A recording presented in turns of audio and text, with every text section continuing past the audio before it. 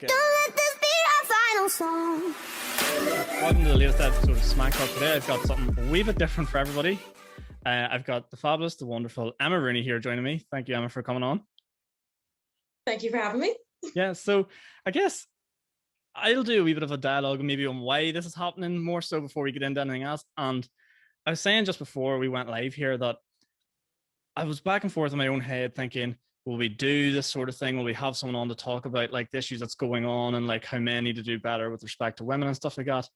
And long story short, I just concluded with the opinion of, you know what, people need a wee bit more explaining and people need to do a wee bit better. I've covered men's physical and mental health with Movember before, and this is another thing men can improve on. So why not have the wonderful Emma come on and explain a wee bit more about it? What have you been up to lately? What has been the thing that's been keeping you busy with your blog posts and stuff? Tell me a bit more about that. For people that don't know, Emma wrote a wonderful blog, and that's basically why she's my guest today. So tell us a bit about your blog. So obviously last week started with International Women's Day. So we got it as a woman, it started on a good note, and then it just sort of went downhill from there. The next day was, I think it was Meghan Markle's interview with Oprah. So obviously she got all trolled for that. And then obviously the death of Sarah Everard, which we're going to get onto in a minute. And then around the time her body was found, it came out that 97% of young women between 18 and 24 have been sexually harassed or will be sexually harassed. So it was just one thing like after another. And I remember talking to my friend about it, and we were just so upset. And I was like, what can I do? Like, what can I do? I know I can't solve misogyny and sexual crimes with my bare hands, but like, what talents do I have? And I'm a French and international relations sort of studies student at Queen's. So writing essays is my full-time job effectively. So I was like, I'm going to write an essay. So I got the laptop out and just sort of typed into it. I didn't think anything of it. When I got to the end, I was like, I'm going to put this online. And I had wanted to blog for ages. And my friend Kiva Dalton, who you probably know, she had been saying for ages, just do it. You know, you need to share your opinions with the world. So then I just was like, fuck it, went for it. And I'm so glad that I did, because I've had so many people message me and say, thank you, this really resonates with me. This captures my experience. So then I sort of, I don't know, started something, I think. I want to keep doing it because I have so many different opinions and different things. And as I said on my Instagram story, you know, if Piers Morgan can make a career out of talking shit, I'm sure I could too. But meaningful shit, you know, shit that could benefit other people. But aside from that, like I've always been, you know, a bit of a feminist, and I'm trying to reclaim that word because I think it's become a dirty word, and I think it's become synonymous with man-hating, which it isn't. I've always been really interested in politics. I used to be the member of the UK Youth Parliament for South Down, so this is my life. So yeah, there you go, fun fact. Yeah, there you go. Well, I guess that's a good starting point for us all. But I guess like just as you mentioned there, you said there's something about like, you know, you put it out there and like it got good reception, and people were like, I for one was glad that you put it out there and that you put it up there. And I think a lot of people when they're creating like their blog posts or like putting themselves out there on social media, you don't realize the impact that you can have if your piece of content or what you put out there, maybe it didn't get, I don't know, 100,000 reads, but it affected 10 people or one person and stopped a knock on of worse effects. Job done. It's not always about the big numbers.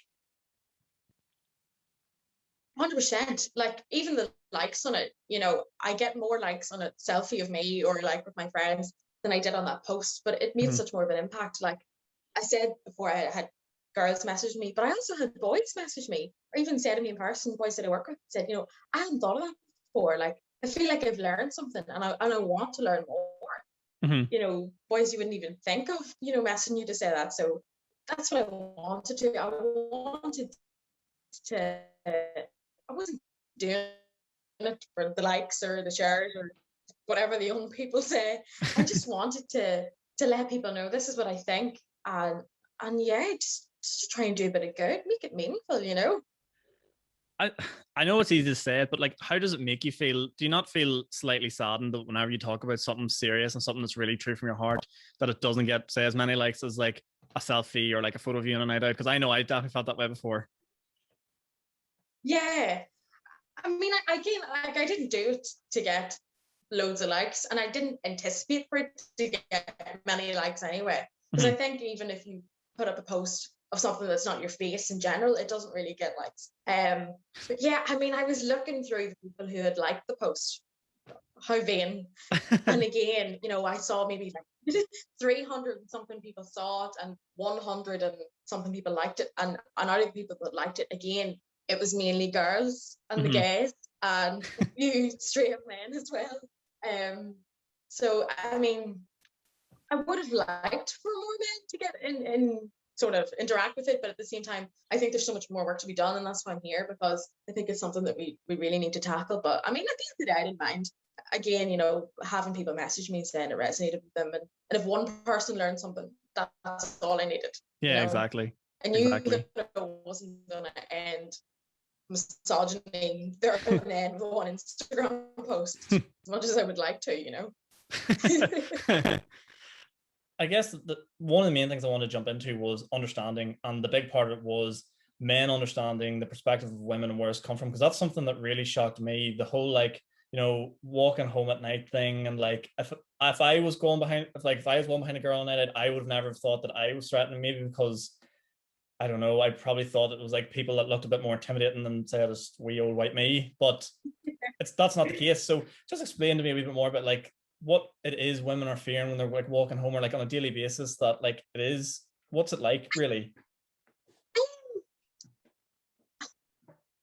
I heard this quote, right? And it said that not all sharks bite, but we're still afraid of them. Like, we know that, you know, I know that if I walk to the shop now, not every man I see is going to jump out and punch me or do whatever. But there's always that chance. And I think it's because of the prevalence of it. I'm not saying that every woman will end up like Sarah Everard, and obviously her death is so tragic. But because you hear stories of your friend being out and something happened to her, or your friend's friend, you just have such an awareness of it. And I think there's such a lack of communication between women and men about that. And I think that's what's got lost here. And I think a lot of men, maybe when they saw that statistic, were like, what? 97? That's far too high. Yeah. Whereas for women, we're like, that's not high enough. I think you can understand what sexual harassment is. Because I think a lot of people think it's just rape, like penetrative rape. Whereas it's so much more than that. It's like catcalling and wolf whistling and unwanted looks and elevator eyes and anything that's unwanted. I think that's the key. Do you know what I mean? That's why I put that big description in the middle of the essay. I was like, I want to get this out. And someone messaged me and said, oh my God, I finally realized I've been sexually harassed because of what you put in this, you know? But I guess, you know, I think. Go on there. No, go ahead. You can go. Okay. I guess no, like the problem, you know, but basically the problem that people have is, I think, and this is something I jumped to immediately, was you think of the extreme, go, I would never do that. Where I can probably say, whether I was in a drunken state or sober state or whatever state I was at the time, I've probably heckled or shouted at someone coming down the street at some stage, and that in itself is harassment. So I think if you go from like the simple point of view, have you done this and start at this low level, you can sort of pinpoint that probably, I would say 99.9% of males have done that. Yeah, and you know what? I think there's women who've done it too. Oh yeah, definitely. I mean? Like, I'm sure there's some like men reading that thinking, you know, I've had a woman do that to me, and that's valid. You know, it's not just women who get sexually harassed; men get sexually harassed too. I think we've all at some point done something that we regret, and I'm not saying that we've all like molested someone, right? Yeah, we're not all going to the extreme here, but yeah. No, but I think we've all looked at someone in not in an inappropriate way, but we've always given someone the wrong look or given someone the wrong impression. But it's just about sometimes that people do take that too far. You know, some people do it unconsciously and they don't realize. And I think that's what's coming out of this, is that a lot of men don't realize what they're doing or how they make women uncomfortable. Unfortunately, some people do set out to do it. And this is the bigger problem. But I think, do you know what I mean? To describe being a woman walking down the street, it's terrifying. And I'll give you, for example, the other night, I'm in my flat in Belfast and I ran out of gas at like, I don't know, like 7:30. And I was like, I can't go to the shop. I have to lie in bed freezing. You know, I can't walk by myself to the shop around the corner. Thankfully I had the car with me, but that's what it is, because you hear all these stories and they're not even stories, you know, it's true, you know, it's a real life experience. And I know a lot of men, like maybe yourself and men our age, don't set out to terrify women, but whenever that's what you hear, you can't help it. Do you know what I mean? Yeah. There's too many stories, and it's not a coincidence that there's too many stories. Yeah, exactly. Like it's very prevalent, you know.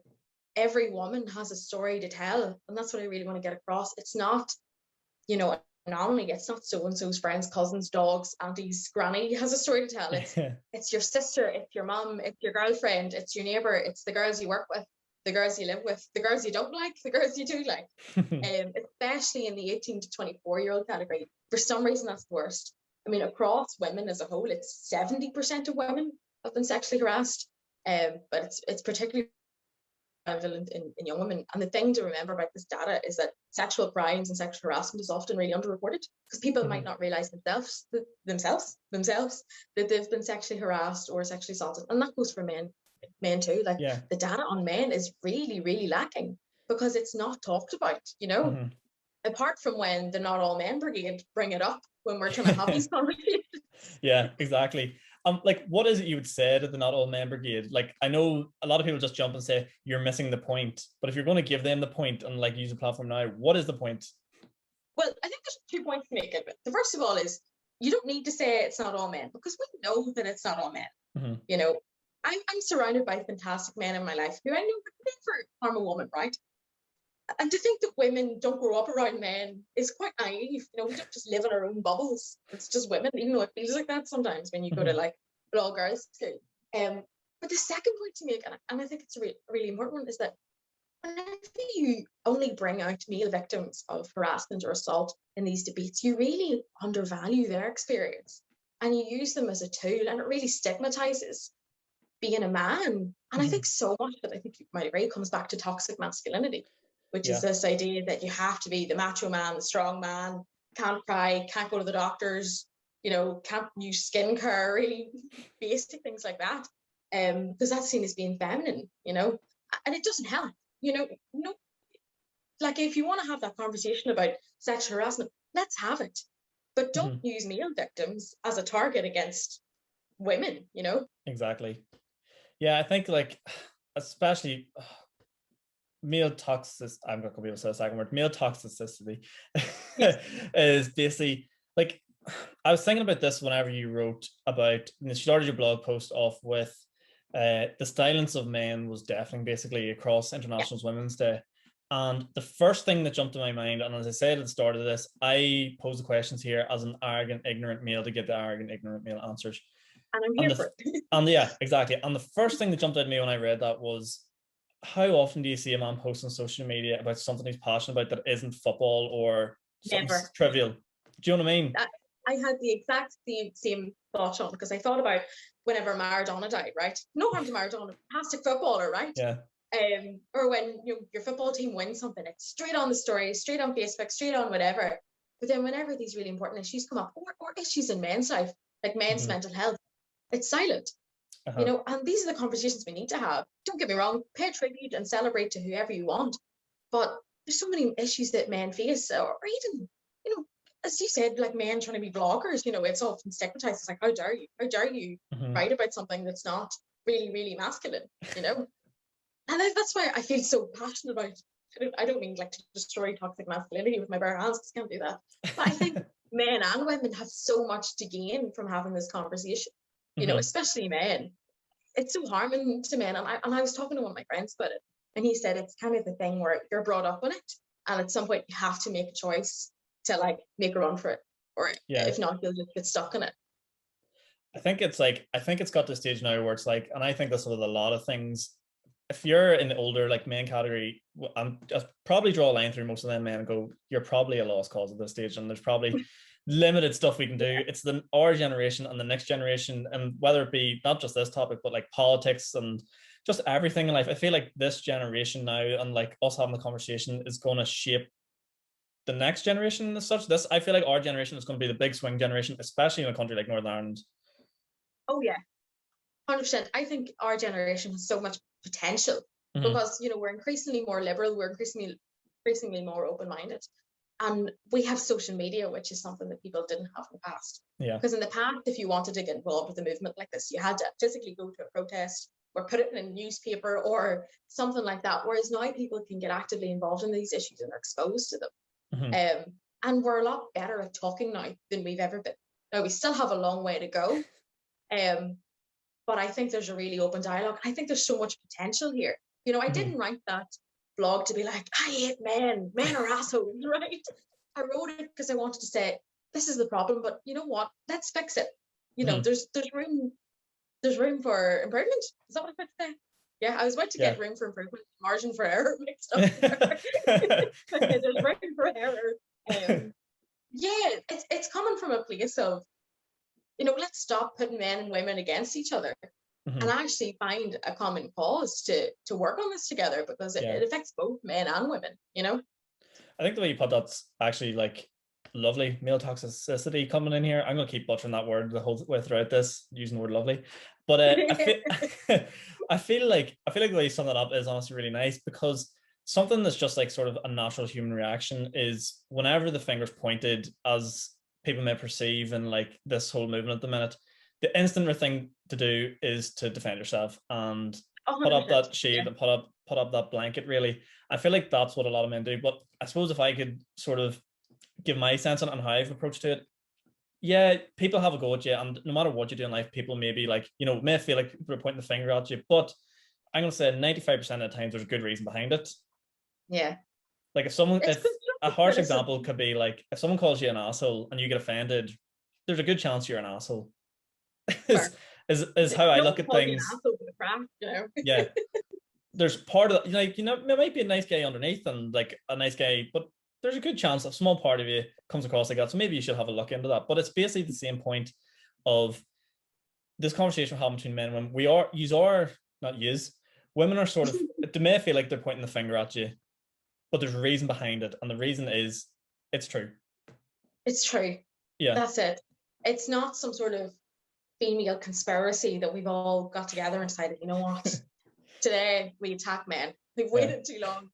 You know, it's true, and it's our lived experience. And I hate to be that person, and not all men is going to come after me for this, but even though obviously sexual harassment and sexual assault and sexual crimes in general happen to both men and women, it's just a fact that they're more prevalent among women.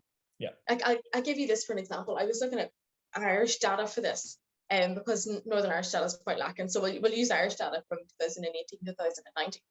And to frame it, if you went into a boys' school in a class of 25 boys, one boy in the class would at some point in their lives get sexually assaulted, right?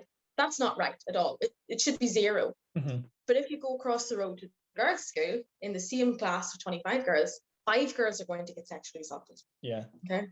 So whenever we're saying this, we're not saying it doesn't happen to men, it's only women. Of course, it happens to both, but it's much more prevalent among women, you know?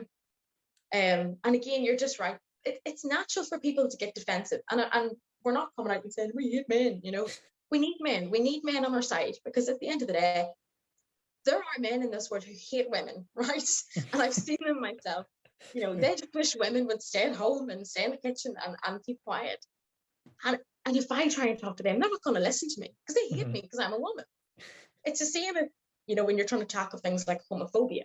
You know, a gay person isn't going to go to the member of the GDP. Like, it's not right that you say these things about me. They're not going to listen. Yeah. You know, they're homophobes, which is why we need men on our sides, because men listen to other men. I know I see so much potential in men for being able to do this, but again, I think men are probably afraid to, because they're afraid of other men calling them gay or women or whatever those, you know, whatever slurs you like to use, you know. Yeah, I had an example the other day. I was talking to a girl and she was telling me how she had an experience during the week there, and she seen a fella, she had rips in her jeans. You probably know the story's going already just from that phrase. But she met a man and down the street, and he said something there along the lines of, "Oh, you can tell your fella at home must be happy with rips in your jeans like that, right?" So first thought I had to myself was, one, ew, like that actually made me skip. That at the time I heard it actually stood up. I was like, that's disgusting. 2, I was like, why would you not just say something classic? Like, if you're going to make a joke about it or try to be funny, why not just do the classic dad joke of, you must have fell over? Do something just don't be a pig about it. Would you not buy any pair of jeans? Like something along this. Yeah, I was like, where is the need for that comment? But what happened was then I said, like, if I was there in that situation with you, would you have wanted me to step forward and say to him, listen, that's not right. You shouldn't be saying that. And I was fully expecting to say, no, I fully expect the girl to say, no, I would not have appreciated that. You would have embarrassed me. But her answer was obviously, yeah, I would actually really appreciate that. Would have been lovely. Yeah, because men listen to other men. I'll give you an example. So after I wrote the essay, I had this newfound wave of strength and confidence, and nobody can get me in the world. And I was working one day, and I work in shop, and I was putting stuff out in shelves, and there's this man that comes in all the time. He is just the most misogynistic, sexist man you'll ever meet. Like, oh my god, I could write a dissertation on him. But he came in, and it was like 8:30 in the morning, and he looked at me, and he knows that I don't like him. And he's like, well, I was like, good morning. And he's like, I think you mean good afternoon. And he grabbed my shoulders from behind me and shook me. And I turned around, I was like, do not ever touch me again. And then he just laughed. And sometimes I try and pass these things off and think, no, don't get yourself too wound up about this, Emma. Mhm. Then I think, would my own dad go into a shop and do that to a girl my age? No. Would Yeah. the boys I know go into a shop and do that? No. I just don't get the need. I really don't understand it. How you can like go out of your way to make people feel uncomfortable, you know? Yeah, I think it's something as well, like, because then you hear these examples like the one I give and one you give there, and just think to yourself, like, how are you this stupid? How do you not understand that that's wrong? And I guess like there's a lot of people that don't realize what they're doing is wrong. And if I go back to the example again of the simplest version of this, which I think is like catcalling or like just shouting across someone's, like, you have other people that look onto that, and I suppose it's just how women feel in general.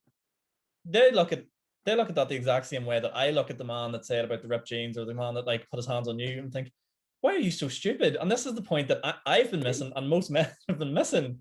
We just look like idiots. Literally, I'm like, where did you get the energy to go after women like this? Do you mean like most people? Whenever I walk down the street, I'm thinking of what I'm going to the shop for, or what I'm going to have for my dinner that night, or something else that's bothering me. I'm not looking at men and thinking, oh my god, what is he wearing? I need to go and tell him. Yeah. You know, like there's no need to comment on everything. And that's what I wrote at the end of the essay. It was like I and a lot of women are sick of men feeling the need to comment on our bodies. Yeah. And objectifying us. Like, what's the need? Like the amount of time, Sean, I've been told in nightclubs, oh, nice tits. Like, do you think I want to hear that? That's not a compliment. Yeah. You know, like, what part of your brain thought, you know what, that's a really good idea. I'm going to say that to her. She's going to enjoy that. Yeah. Or like you hear the classic story of women walking past building sites and builders shouting at them. And I just want to know, like, why? Yeah. You know, what's the need? I know for some people it might be an innocent thing. They might not know what makes women feel uncomfortable, but for other people, it's a power thing. It's that classic misogynist to establish your power over women and to make them feel uncomfortable. And what's really annoying me that's come out of this, some of the comments of this about the 97% thing have said like 97% of you aren't even attractive enough to be sexually harassed. But it's not about attractiveness. Oh. It's about, again, power. It's about misogyny. It's like, oh God, you know, no one wants to be, sexual harassment isn't a compliment. I've never walked past a group of men and think, God, I really hope they shout something really objectifying. Yeah. And I've never come home and said, guess what? Man said nice tits to me today. I feel fantastic. Yeah, no love story like, mom, how'd you meet dad? Oh, well, basically like we're in the club and he walked out and said nice tits, and that was it. What's that cheesy poster? It's like, you had me at hello, you had me at nice tits or something. Doesn't work. PSA to any men watching this, doesn't work. Don't try it. Yeah. Find a better compliment. Say she's intelligent or articulate or something. Don't go for it. Yeah. So yeah, because I guess the main reason men are doing it, I guess, in their minds is to like, they probably somewhere in there they're thinking this will work. This will get them to like me. I was talking to a boy that I work with about this because he had read the essay and he was like, you know, Emma, I genuinely think there is a sizable number of men who don't know how to flirt and think that catcalling and wolf whistling and pervy comments are the way to it. You know, again, as I said, there are men who do it to be pervy, to make women feel uncomfortable because they don't like women. I think again, some of the shock has come from the fact that men themselves have done it and you think, oh God, have I sexually harassed someone? Maybe that's why they're getting defensive about it, you know? Oh yeah, definitely. It's whenever you strike a chord with people and it's that instant response of like, I never did that. It's like, you haven't even processed at Yeah. all. Like You haven't taken any if you time here to feel think about it. if you feel the need to jump so quickly and say, I haven't done that, chances are you might well have done that. Yeah. You know, the men who are like it's not all men. It's probably those men. Yeah. It's probably you. You might just be the problem. Yeah, there is a very, very good chance. And something else I want to touch back on. I've made a note here. We talked about like social media earlier and like how men like didn't really send a whole lot on social media, but I think social media has its pros and cons when it comes to these sort of things, because even if you think back to like, I don't even like saying when you think back to, because still current, the Black Lives Movement, but that's how it just feels when you think back to that happened. And that's how social media makes you feel. It was a moment that happened and then it moves because of like, it comes out in such a, and I don't mean this in a bad way, but aggressive, explosive way. Yeah, absolutely. So like, what do you think in terms of using social media as a platform for these campaigns? Obviously it's brilliant for like raising awareness and stuff, but I feel like it's only the groundwork for what's going on, and maybe like people aren't sharing it, but if that groundwork and maybe you haven't liked it or shared it or whatever, the more important thing here is it's got you talking about it. Completely. And I think you're just right. It is groundwork. You know, reposting an Instagram story or nice those wee doodle things that I love watching, you know, like quotes that people have drawn on their iPads. You know, again, reposting them is not going to change the world, you know, because there's only a certain number of people that are going to see that and take note of it. The rest of them are just going to click on through and say that's bullshit. You know, 97% of women. Nah. But I think it's a great way of showing solidarity and saying, you know, I know this isn't going to fix it, but I recognize this and I stand with you, you know, and that's, I know there's probably going to be other people who say, oh, but Instagram, you know, I don't use Instagram. Instagram isn't an effective way to change something. It's, you know, it's not meaningful. But I think in the world we live in where everything's online, you know, especially COVID has shown us that we're moving online, everything can go online. And the internet is such a useful way to raise awareness of things and to spread a message. You know, all our news is online. We're hearing about things that we never would have heard about, that things would have published in the press before. So I would encourage people to get involved with this, you know, because as I said, the silence is deafening, right? Yeah. And I don't mean to say to everyone get on your Instagram stories, you know, that's the only way you're going to solve this. Because inevitably there are going to be people who don't like Instagram, right? That's fine. Not everyone has Instagram. But if you're the type of person who will, like, just like that, share a thing about your football team or someone dying or, you know, something that matters to straight men, right? Then why can't you direct that energy to raise an awareness of something like sexual harassment or Black Lives Matter or, you know, any of these big social issues that unfortunately still in 2021 are plaguing us, you know? But I think about this the other day, you know, the women's sort of liberation movement started like really in the 70s when our parents were born, and we're still having this conversation.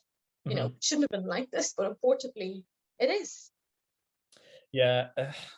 I mean, like, the social media, I just get caught in the social media thing because as loud as it gets, it goes very quiet very quickly at the same time. Completely. So, I mean, you sort of have the argument from both sides. And while like I sort of do understand what you're saying, like it's a good place to start it, I just think from my point of view, see when the Black Lives Matter movement first came up on social media and everyone was posting the blackout image, I consciously made the effort. I consciously made the effort to learn more about it, but I didn't understand the blackout screen enough to repost my story. And I would dare to say a lot of people reshared that based on it was a trend instead of actually getting educated on it. So what happened with me then was I actually reached out to friends that like, you know, that I knew were passionate about it and like actually, and then educated myself on it. So while I suppose not everybody shares the social media post to, I mean, raise awareness, I guess there's that other side of it, which you brought up, which I actually find really interesting, the solidarity aspect of it. Yeah. So while I may not understand that this is something I need to post, just like, because I'm not 100% behind it or understand it yet, it shows other people that I'm willing to and I'm there to understand it. Yeah. And I think what you said about the Black Lives Matter thing was so right, because it felt like a trend. You know, suddenly everyone was an activist. And while that's good to show solidarity, it's not worth much if you don't change your behaviors after you do it. Exactly. You know what I mean? like a friend of mine shared that on her Instagram, and she was like, fair enough, if you want to go and repost a story or repost a statistic, but that means nothing if you're not going to call out sexism or stand up for other women. And especially for women, something that we back with is our own internalized misogyny that we have gathered, where we pick on other women for things we wouldn't pick on men for. Yeah. And so while we're talking about toxic masculinity, this is another thing that women need to work on. You know, we all have work to do. At the end of the day, that's what it's shown us, that there's so much room for improvement. And yeah, a social media post is not going to change the world, but it's a good place to start, and it's better than nothing. It's better than being silent, because what I saw, or a lot of women felt, was that they were expecting certain men that they knew to at least say something. And then when they didn't say something, it was disappointing, you know? Yeah. Or at least if you don't want to post on your Instagram, that's fine. But text one of your friends and say, how are you? How has this news been affecting you? Are you okay? Because even that, it's a small gesture, but it means so much. Yeah, I think like something really important for people to understand here is it's very easy for me to sit here and get the answer to the questions I want to, because I'm on a podcast and you can be weird and ask very direct questions. Yeah. But make no mistake about it, I am just as direct with my questions to my sister, my girlfriend. I've had this very, very similar conversation with people before. I've had this chat with you. So I guess you don't need to like be interviewing a person to have it. Go and have that weird conversation if it feels weird, or like an interview with the person, just to get a better understanding of it. 100%. Ask those pokey questions, because chances are they want to answer them. They've been dying to get this off their chest. And I think that's what we saw, was that women who this was built up in them for so long, just especially me, I just exploded. Do you know what I mean? Like, I've been thinking, especially that if you look at the last paragraph, it's like I just went AWOL. You know, it was like, I'm tired of being sexually harassed, I'm tired of being objectified, I'm tired of having to slip a tampon up my sleeve before I go to the toilet. I'm scared that a man might just know I'm on my period. You know, I think the events of this week just brought it to a halt. I just couldn't take it anymore, you know? Yeah. No, I remember reading it, and by the end I was like, if someone feels this angry about it, they're probably worth talking to. Yeah. I was angry. I was basically smoke coming out of my keyboard. I was like, sorry about this. You wouldn't think I have an assignment due next week. That I decided to take the time to write 2,000 words on my feelings. But you know what? It was the most worthwhile thing I've ever done, and I'll do it again, because it was so cathartic to get it out. You know, before Christmas, I studied a module on it was about like death in modern French literature, but what was actually behind it was how therapeutic writing can be. And I just got so out of that, because I just didn't hold back, especially when I got to that last paragraph. I'm letting it all out here. No, that's nice. I definitely find that as well when I've been writing and stuff like that. And I like to write things down pen and paper. It just makes you, even like a list or a goal and stuff, just feels good to get things out there, and it is very therapeutic. But I think we should cover now as well, like, because you talked there about the events leading up to this. So I guess Sarah Everard's death as well. Talk to me, even for people that maybe not be fully up to date with it. You read all these news outlets that maybe have their own perspective on it. Give me your perspective on it. Give me your rundown of the story and exactly what happened. Well, from what I know, because obviously I don't know her, I'm not an expert in this, but from what I have gathered, she was visiting a friend, and around 9 o'clock started her walk home, right? And she did all the things, from what I've gathered, that we women are ingrained to do. So she had, and if you look at CCTV footage of her, because I think she stopped in a shop on her way home, she had sensible shoes on in case she needed to walk fast. She had a very reflective coat. And apparently she rang her boyfriend on the way home. And that is such a thing that girls do. Like, if you have to walk home, can I ring you on my way home? Can I FaceTime you on my way home? I've always done it.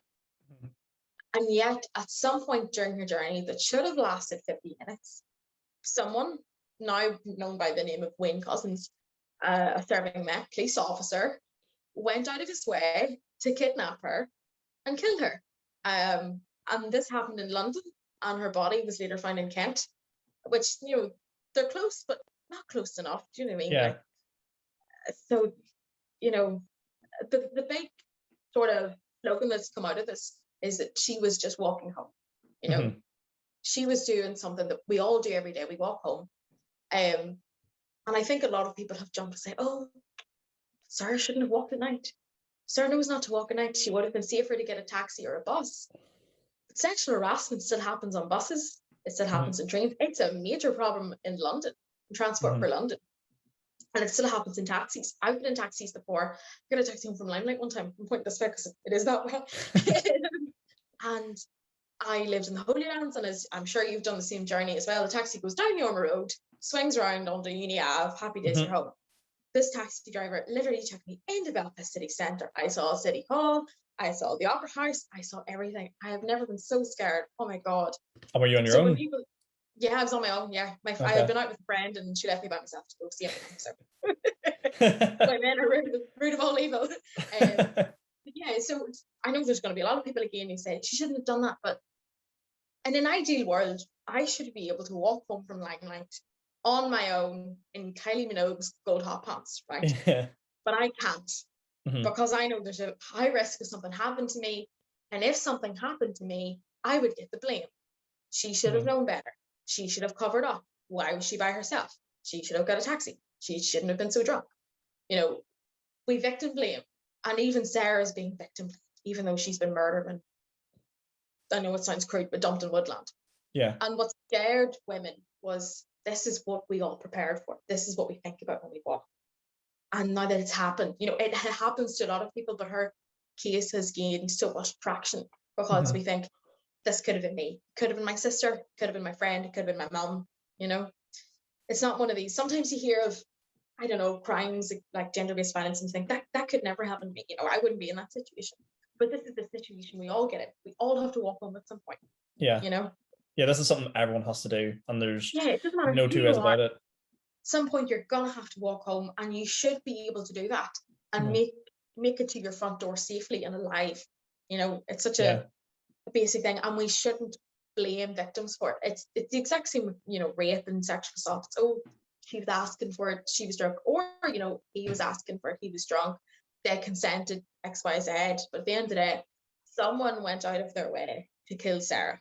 You know, someone went out of their way to rape someone. You know, it's a decision you take at the end of the day.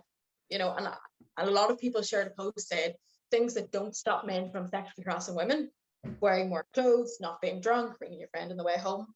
Things that stop men from sexually harassing women, men stop sexually harassing women. You know? Yeah. And simple.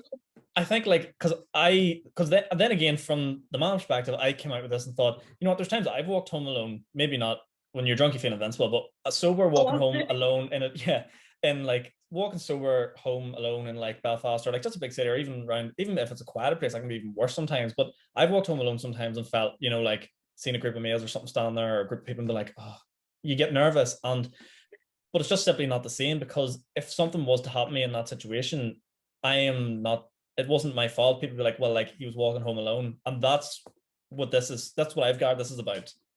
Yeah, you know what I mean? Like, it's just the blame gets put on you. Do you know what I mean? Especially as a woman, doesn't matter what you do, you get blamed for it. You know, you stand up for yourself. You're bitchy, or you're needy, or you're crying. You're too sensitive. You know, as soon as you, I don't know, do anything, you get criticized for it, right? So that's what's really come out of this, is that you should be able to walk home, right? I should be able to walk around to the shop now and get gas and a pint of milk, right? But I can't, because that fear is there. And what Sarah has shown us is that, you know, that fear is valid. This does happen, you know? If you even think about it, so like before Christmas, there was that incident in Belfast where a man went round on a bike and started assaulting women. Yeah. And that's what really brought it close to home, because I don't know about you, but I've watched The Fall, right? Oh, yeah. And, shout out Jimmy Dornan. Oh my God. I did a year abroad in France last year before COVID, and watched it whenever I was in France. And I even found it really challenging, because the women in The Fall look like me, you know? They're young, dark-haired women in South Belfast in BT7 or BT9. So then, whenever that thing happened for Christmas, I was like, oh my God, The Fall was scary enough, but knowing that that's on our streets is even scarier. Yeah. You know? Yeah, it's real. It's always that perspective of, I guess, it'll never be me. Is that fair to say? A lot of people feel like it just will never be them. But as we've seen, you know, it could happen to you, it could happen to your sister, it could happen to absolutely anyone that you know. And it shouldn't. Do you know what I mean? This shouldn't be a part of life, but unfortunately, it is. But a big problem is as well, a big problem is as well, though, you always have what people have been referring to as like bad eggs. So like maybe like one thing I definitely have seen around has been like he's not that person, that police officer was not a man. He was a killer. So instead of using the label man on him, he was a killer. But in reality, he's a man. Yeah, like he was a man. I saw a thing on QB Love, and obviously because I have too much time on my hands, and someone posted about it and was like, you can't say it's all men because he was just a psycho man. Do you know what I mean? I think when it's white men in particular, they can get passed off as being a psychopath or having, you know, a mental health problem or something. But that, I don't know whether he did or not, but it doesn't excuse the fact that this isn't an anomaly. You know, I don't know if you saw Davina McCall's tweet, but she tweeted out saying that, you know, women very rarely get killed by men. And I was like, Davina, come on. Like, Davina, love. Sis, come, right? Read the room. This is not the time. Yeah, I think whenever we use words like he's a killer, or he's a psychopath, or da da da da, we undermine the fact that they're men, and this is male violence against women, is gender-based violence. You know. One thing I learned really recently, and I'm hoping you know a wee bit more about this, and it was something that I was absolutely shocked by. Absolutely shocked. There was legislation in Northern Ireland, and a lot of men would, you know, this would be their defense in court, and I think it was called, now this is very, very rough, but it was called like the Rough Sex Act. And if you know anything about this, please explain a bit more, because I cannot be the only male that have only recently heard that this was, I think it's been abolished very recently. Yeah, this is a thing. So the way I know about it is a couple of years ago, there was an English girl called Grace Millane. I don't know if I'm pronouncing her name right. It looks like Millane. And she was backpacking around New Zealand, I think, which is supposed to be one of the safest countries in the world. It's the first place to give women the vote. So you would think this would be quite a safe place for women. And she, as a lot of women do when they're traveling, she was traveling by herself. She went on Tinder and was like, who can we find? And she found this man, right? And she went home with him, and I think they slept together. And then he killed her, right? And he put her in a suitcase, and then he flung her off into woodland, right? So then whenever it came back to him, and he was like, well, you know, they said to him, how did Grace die? And he was like, oh, rough sex. I'm like, no, it's so not. Just explain to people that don't understand, or I'll explain for you if you want, what rough sex basically is. Yeah. So it's... I'll let you take the floor on this one. So I think, I don't even know how to explain it. It's the rough sex defense is that you've had sex, right? And someone's been injured from it. But the defense is, no, it was just rough. You know, it was like, I don't know, like 50 Shades stuff. Do you know what I mean? Yeah. But that's not supposed to lead you to be lead you to speak English today. You're not supposed to end up in a suitcase in woodland from that. You know what I mean? Yeah. And it's not acceptable, because at the end of the day, like, you don't accidentally kill someone. You know, no one's accidentally killed someone in that way. You obviously did something to like injure them in some way. And for the fact that this was acceptable, this was valid, it's horrifying, you know? Like, I think the example I was reading was, and this gets graphic, but it was like, you know, if a man was like, say the girl was like, oh, I want you to choke me or whatever, or he was like, took the notion he wanted to choke her during sex or whatever, but proceeded to strangle and then kill her, would be, they were like, oh, well, she said to him, like, you know, like, oh, she wanted to be choked while having sex. And that was a valid, she did not say she wanted to die, but this was very valid. I'm going to say, I think it's been like the last 2 years, maybe. Yeah. This is where we're at. This is where we're at when that's an excuse. Do you know what I mean? No one asks to die. Do you know what I mean? Like, you should be able to have, I don't know, whatever sex you want to have, or not have sex at all, right? You don't ask to die, and no one wants to die from that, you know? And I think it's so, I can't believe that, I don't know, you've killed someone and that's what you come out with. Yeah. You know? Again, you don't accidentally do it. You know, obviously you have to use some amount of force to kill someone, for God's sakes, you know? And for that, what happened in New Zealand, you don't accidentally put her body in a suitcase, and you don't accidentally take that off to woodland. If you realise you caused a problem, you should have rang 999 or whatever, the New Zealand emergency. You shouldn't try and cover your tracks, you know? Because at the end of the day, you know, she was someone's sister, she was someone's daughter, she was a friend, a colleague, she deserved to live. And again, she's been slut shamed for it because it's, oh, she went on Tinder, oh, she Yeah. met up with someone, but you should be able to do that without dying, you know? Mhm. You should be able to go on dates with men without dying. You should be able to walk home without dying, you know? You should be able to live your life freely without fear or the possibility of dying from it, you know? Is Mhm. that too much to ask? Yeah. And the reason I bring that up, of if it just came out of the blue, it's just that is like, that's where we're at. Until very, very recently, that was a valid thing that was happening in a lot of courtrooms and in this country. Oh, Yeah. she fell down the stairs. Oh yeah, it was rough sex. Like, It's like, well, no. Yeah. no, it's not valid. I'll tell you something else Crazy. that's not illegal in Northern Ireland, and this is something that's coming out.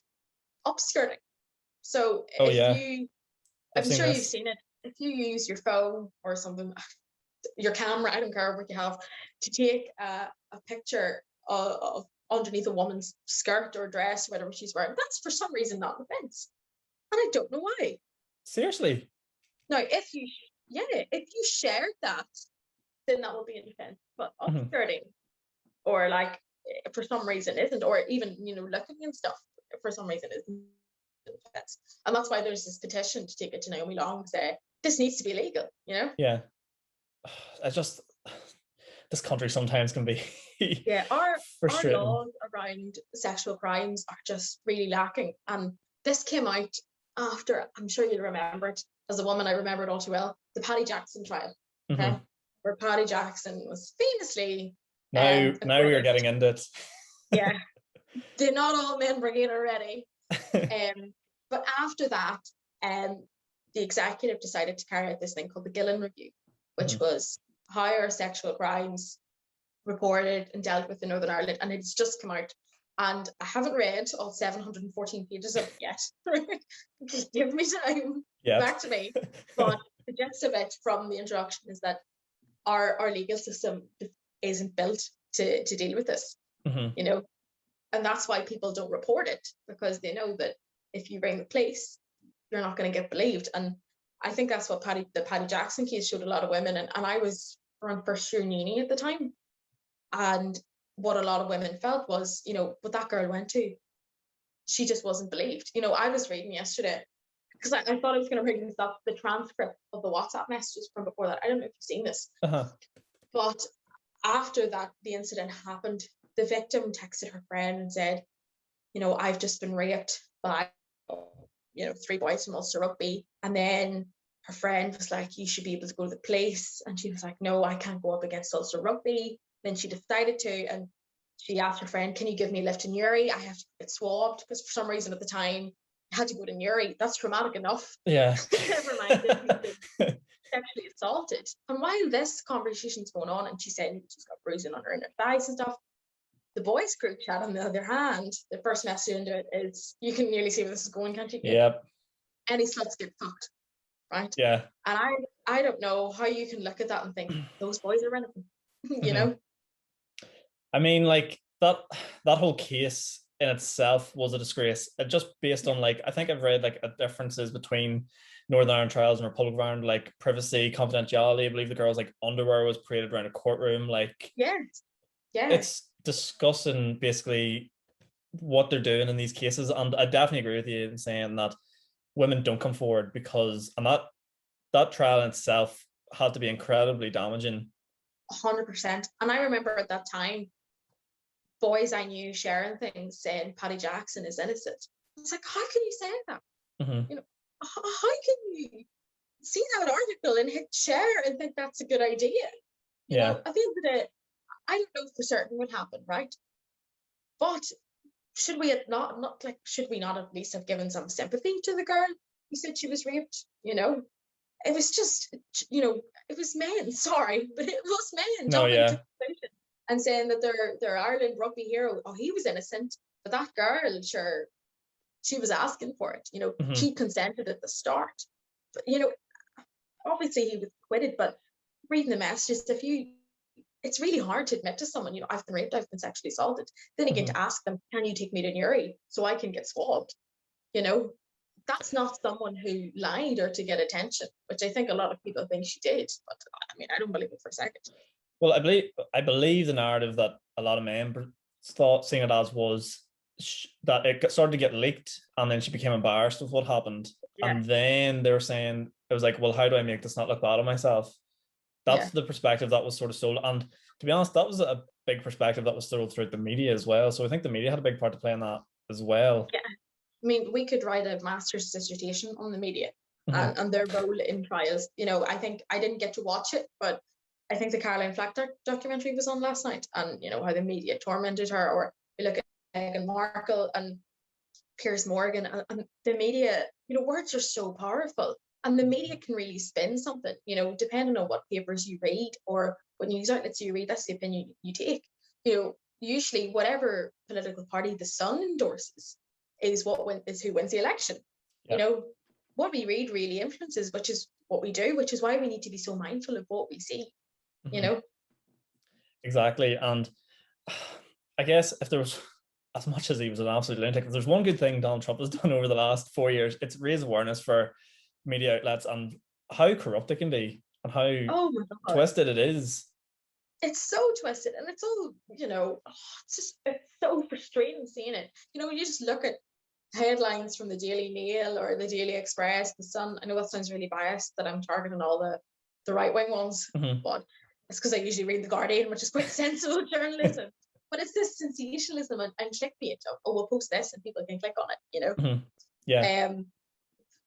God, even like this morning I was looking at the papers and work, and I'm sure you've heard about what's going on in Uri outside John Mitchell Place, where, you know, Precious Life and Jim Wales and all them are trying to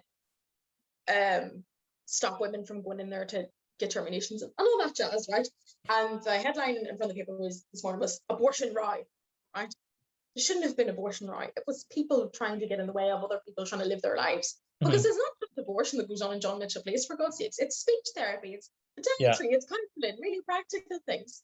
You know, it's only in the past year that you've been able to get a termination in John Mitchell Place, and it's only up to 10 weeks, which isn't even within the standing of the law. So, you know, whatever we see in the papers is so influential, and, you know, you can see it. I don't know, there's this, I don't know, in politics, there's this thing called the left behind person, right? And it's Brexit voters, right? And it's that, you know, classic, maybe older, working class, less well-educated person who reads papers like The Sun and the Daily Mail and sees immigrants coming to a country bad, vote out Brexit. You know, and we really need to be so much more critical of what we read, you know. To the extent that I stopped following like The Independent on Facebook, because the headlines they were coming out with were just ridiculously bad journalism, you know.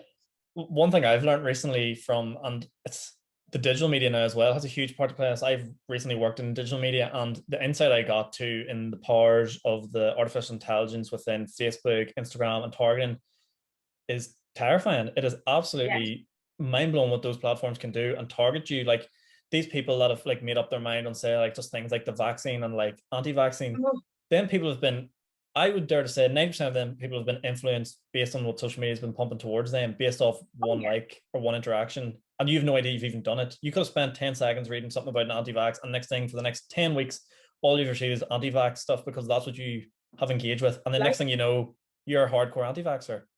Literally. Like all these people, crazy.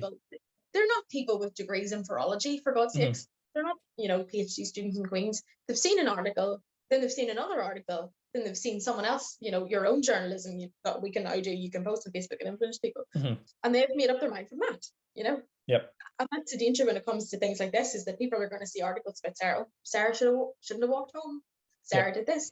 Sarah did that. But we really need to be mindful of what we read and how the news reports things. Like I was reading a thing the other day, and it was, you know, whenever we talk about statistics about sexual harassment, for example, the big one is 97% of young women have been sexually harassed. Why do we never talk about men? Why do we never say what percentage of men have sexually harassed women? You know, it's always framed on women so that the men are left out of it, you know.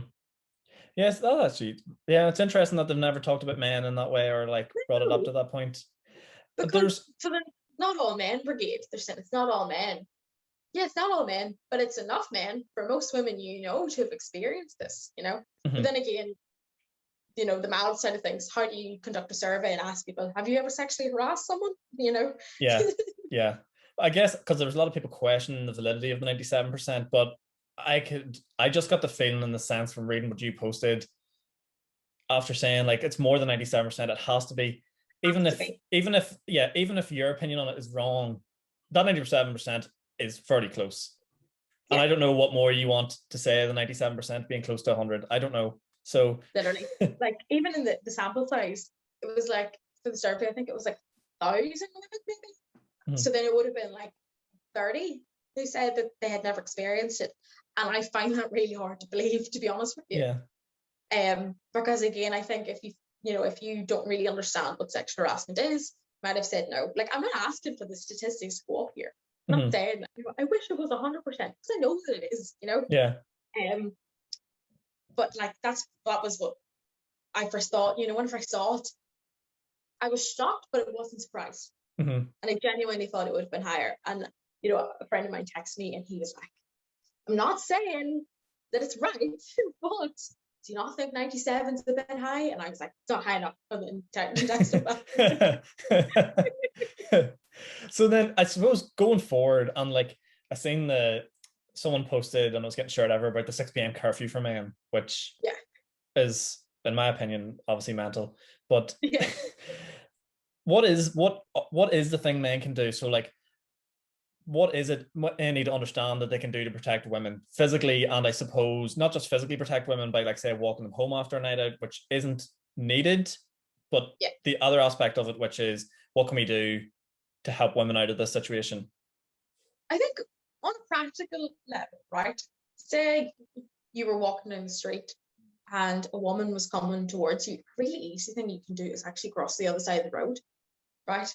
Okay. Because then that takes the fear away. But what we need men to do is actually talk to other men. And if you hear someone say, something really horrendous about a woman, call them out. Ask yourself, would I be happy if someone said that about my mum or my sister or my girlfriend? Because again, they're not going to listen to people like us. Exactly. We're not asking men to embark on some sort of really sophisticated political campaign, but it's about things in their everyday lives. Now, I don't think men are I'm going to take back what I was about to say. I was about to say I don't think men are entirely to blame for this, right? I think men are. But I think toxic masculinity has so much to do with this, how we speak about women. I think it's something men, need to examine themselves and say, am I affected by this? And then when we start breaking that down, we can do wonders with that, But even listen to the women in your lives. If you're one of these people who says 97 is too high, right? Talk to people in your lives. Talk to your sister. Talk to the girls in your course. Talk to your friend. Talk to the girl you haven't talked to in ages, right? Ask them, what do you think of that? Because we all have something to learn from this. I'm actually going to put out a wild statement here. So if you're a fan and you're listening to this and you're texting a girl, you're on Snapchat, I don't know, I've been in a relationship for a long time, so I don't know how people approach people anymore. See if there's a girl you like out there. This is what my advice is. You can tell me that this will not work, because if it's not going to work, don't do it. But that's what I think you should do. Ask them about this topic. Yes, go for it. That, I think you're gonna get more impressed. They're going to be more impressed by that than a creepy mirror selfie, right? Yeah. creepy. I think you get what I'm saying there. Creepy, but I'll go on further. You would be much better off asking them about this than sending them an unsolicited nude, right? Because I don't know what notion what part of their brain thinks that's a good idea, right? It's not. Public service announcement, it is not a good idea. Like a while ago, I put up a thing on my private Instagram story. It was like, I think it was like controversial opinions or unpopular opinions or something like that. And I swear to God, so many of the responses were like, women don't like nudes. Like, don't do it. And on a serious point, it counts as sexual harassment, right? Yeah. And this is where the statistic is coming from. If it's unwanted, if they haven't asked for it, don't do it, because you're sexually harassing them, right? Much better to ask them, how's your day? What do you think of this? Statistics crack than sending them a picture of whatever, or the creepy mirror selfies. Don't do it. Yeah. And it was interesting what you said there about, like, like your sisters, or like if you have a mom or whatever. I think like the key for this for most men to understand it is, if you're viewing your mate, but this is what I'm picking up, if you're viewing your mate and they're doing something, you think, I wouldn't appreciate that if he did that to my sister. Yeah. I think that's the aspect you have to come with from. If he shouts something across the street, if that was my sister, would I like him doing that? I think that's so comprehensible as well. You know, we're not asking for much because, you know, you have a woman in your life somewhere, be it your sister, be it your mom, be it your auntie, be it your cousin, be it your neighbor, like, I don't care who it is, right? If you wouldn't want someone to say it to them, don't say it to someone. And if your friend is saying it, you know, call them out and say, you know, like, I don't really know how men talk to each other, right? But say, I don't think that's 100%, you know? Yeah. It's a really practical thing, but it's so effective. Because if you could do that to someone, you could have a domino effect. And then they could say, you know what, that wasn't right. And then they'll say it to another friend. And then it'll keep going. And, you know, one small act sounds really inspirational, but one small act can do so much, you know? Yeah, exactly. And I just think, like, I know we're men and we're fired up and testosterone and aggression and that's our thing and we'll fly out with things, but try to take a second, think about it, and then, you know, think about what you're trying to get out of this. She's not going to marry you or sleep with you or whatever it is you want to happen from your misogynistic bullshit, really. Yeah, exactly. But I think we'll get into a few questions because quite a lot of people actually sent questions in, and I tried to really? So thanks everyone for sending their questions in, and I tried to like incorporate as many of them into the conversation. But the first one there is, I'm not saying any names because some people want to remain anonymous, but I guess we sort of talked on this a lot there now. But how do we educate straight men to be aware of the threat they pose to GGTS? So I didn't have a clue what GGTS meant, but I got explained to me that it was girls, guys, and theys, which I sort of felt like was a bit of an attack because whenever I post this, I wrote girls and guys in the question thing. So apologies if anyone got offended by that. But what do you think we can do to educate straight men? Like, what is it? Like, we're not going to have the answers, and this isn't going to be it. But what do you think is the best educational way for men? Does it start in school level? Oh God, yes. This is the $1 million question, but I think so much of it has to do with school because that's where we learn, you know, basic things: how to read, how to write. For some people, it's how to go to the toilet, you know, and how to interact with people. And I think it really starts at school. And one of the worst things about Northern Ireland, and the whole, you know, you could write an essay on this, is that we don't have adequate sex education in Northern Ireland, right? No. We have very religious-based sex education that doesn't even talk about sex. You know, that's the whole point of it.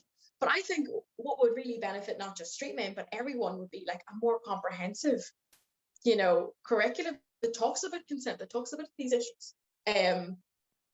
But I think if it's specifically to straight men versus the girls, gays, and they, the ding ding ding, the bonus point, the just point in terms of Eurovision is your toxic masculinity, right? Yeah. Because I have so many gay friends. It makes me sound like some sort of gay icon. I have so many gay friends, right?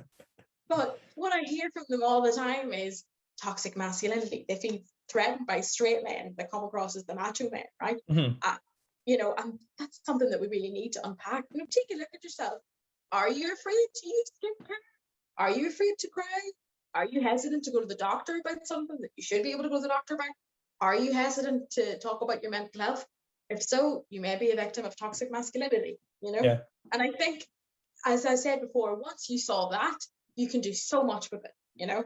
Because it's the root cause of so much. I just think it comes back to the point we made earlier where it's this generation has the possibility to impact that younger generation. And it's just all we need to do is get through to one level and everything else below will start to pick it up. It should become easier. The title of this is Educate Your Son, right? Yeah. So that this generation can say to their children, that's not right. And then, you know, so on and so forth. Now, should that have happened a long time ago? Yes, right? We shouldn't be in this situation. But here we are. You know, we've only just discovered the term toxic masculinity. You know, I think if you say that to a man in his 80s, he'd be like, what?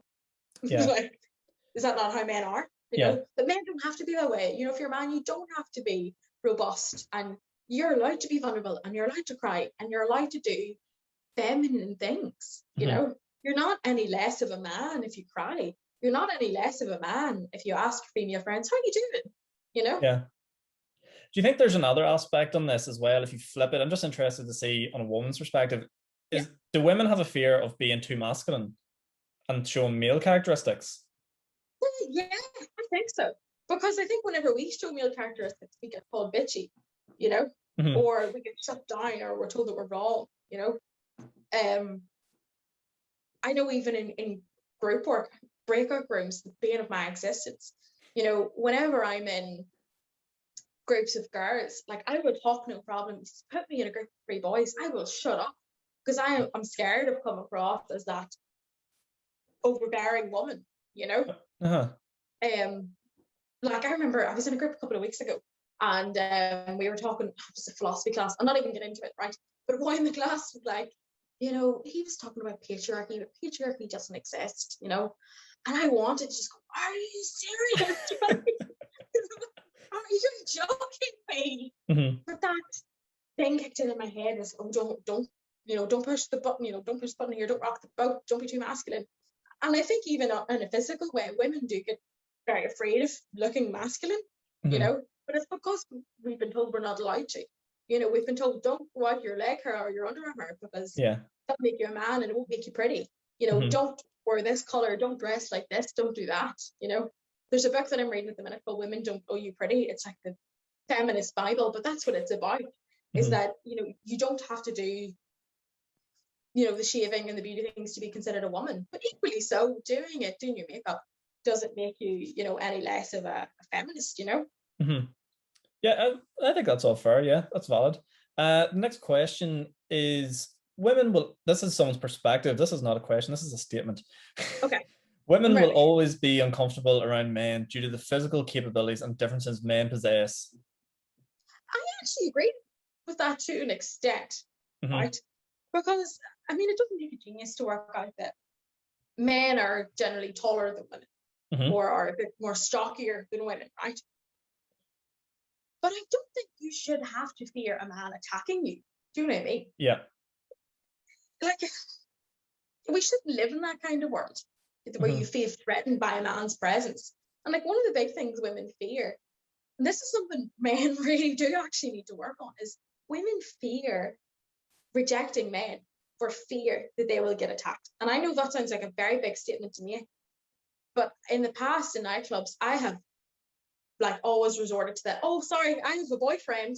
No boyfriend in sight, because I'm afraid of a man hitting me or punching me or harassing me because I said no, right? Yeah. And we're seeing that with Piers Morgan at the minute, because what people don't know is that a couple of years ago, Meghan Markle rejected him for Prince Harry, right? but practically, you know, we hear some things about, you know, women getting acid thrown over them in nightclubs or women getting punched. You know, it's become easier to lie and say that there's a man in your life than to be honest. You know, and you shouldn't feel threatened by a man's presence, but unfortunately it is the way. You know, I'm not threatened. You know, some men in my life that probably feel threatened by me. You know? You can probably imagine that. But you know, it doesn't have to be that way, you know. No, definitely. And I think, like, just on the nightclub point, I think there's a big point, and I know the alcohol gets involved and things can get a wee bit up in there, but I've seen it, I've heard it from people I know, girls I know.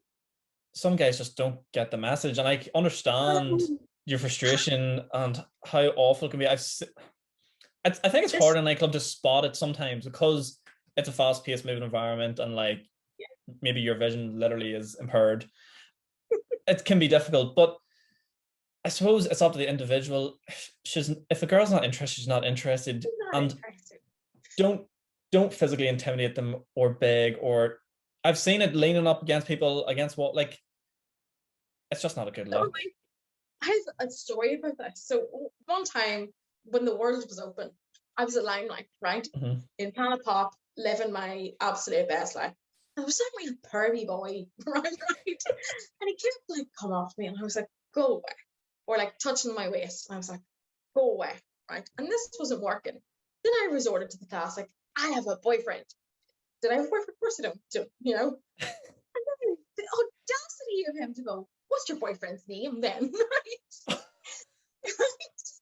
And my best friend is Owen, who is a man, right? And thankfully Owen's my top best friend on Snapchat and was back then. So out of instinct I went, Owen. And, right, and what does Owen look like? I don't have to show you any of this, but I am going to anyway. So then I brought up my phone and I showed him a photo, and then he was like, so tell me about you and Owen's relationship, right? So then I just recounted me and Owen's friendship, but put a spin on it, you know? Yeah. But I shouldn't have had to do any of that. You know, no should have been enough. You know, if a woman says no, accept that. it's not personal. Yeah. I mean, she just might not be interested in you, and that's fine. Doesn't mean you're ugly. Yeah. Get over it. Like, yeah, I think there's a difference between, like, I don't want to use the word grafting, but like there's a difference between, like actively like pursuing someone that is sort of interested in you, and like you're working on it, and straight up just being aggressive and what's your like, boyfriend's name? yeah, like what? Surely, like I couldn't even imagine, even if like out of sympathy, because I'm sure girls do it, just to like, kiss them to go away. Surely you're not going to feel good about yourself after that and be like, oh, I pulled this girl in after begging her and asking her 50 questions. Literally, like, surely that's not good for your self-esteem, for God's sakes, I feel like sometimes gays get this perspective of, I wish a girl would come up to me and beg me 50 times. Like, well, first of all, if you say yes without even asking their name, I mean, they're never going to have to beg. You're not helping yourself here. Yeah, exactly. You're not doing yourself any favors. But yeah, God, nightclubs, that's another. God, there's so many rabbit holes you can go down with this. It actually is like endless now that I've gotten like my eyes open to the whole thing. I'm not ready for the world to open back up again. I'm terrified of this happening all over again. Yeah, I can see why at the end of your blog post you're obviously swinging for the fences. I don't care anymore. I could see, I was reading words, but I could see the flames like just appearing beside them. Next question. What is there? I think there's supposed. Yeah. So the next one is, I think there's hope, but it starts with educating young men at school level. I think we've covered that. So 100%. Yeah. Good on that person. That was a fella that wrote that in. So fair play to you, whoever that was. Okay. Yeah. Good job. Not enough men use social media as a platform to voice their opinions. I mean, we did talk about this as well earlier.